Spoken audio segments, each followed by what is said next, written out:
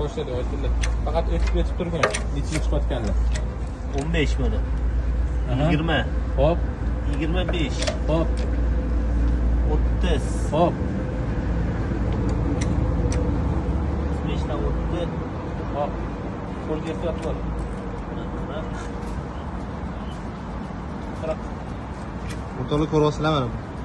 Davleni berish qiyinlashib qoldi.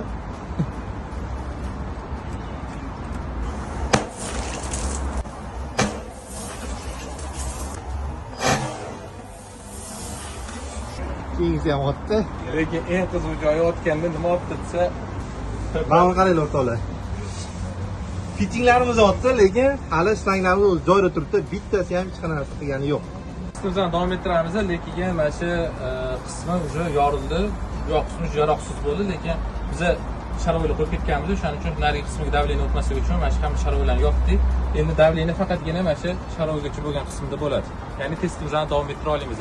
Hali hammasi oldinda. Xo'p, yana bar berishda davom etamiz o'rtoqlar. Mana 10 bar ketdi.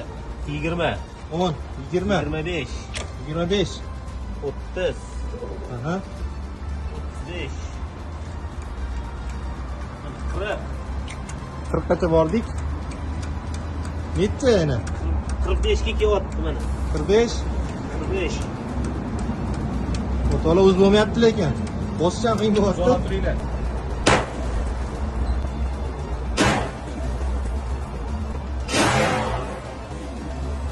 Keyingisi ham otdi.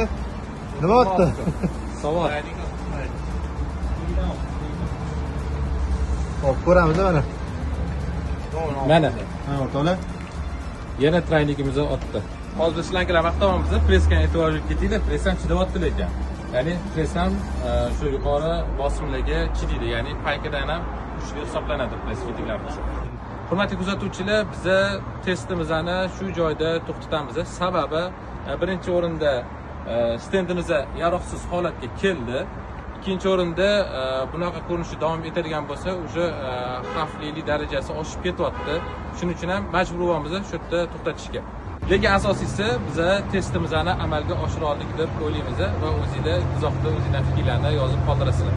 Endi meni savolim shuki, PERT EOX shlankamizni qay darajada mustahkamligini ko'rdinglar, maksimal bosim, graduslarni ham guvohi bo'ldinglar. Endi to'pli-pol qilish uchun PERT shlanka kifoya qiladimi yoki shunaqa ko'rinishda juda ham mustahkam metallopast shlankalardan ishlatishimiz kerakmi? O'zingizlarning fikrlaringizni bildirasizlar, chunki sizlarning fikringiz biz uchun muhim.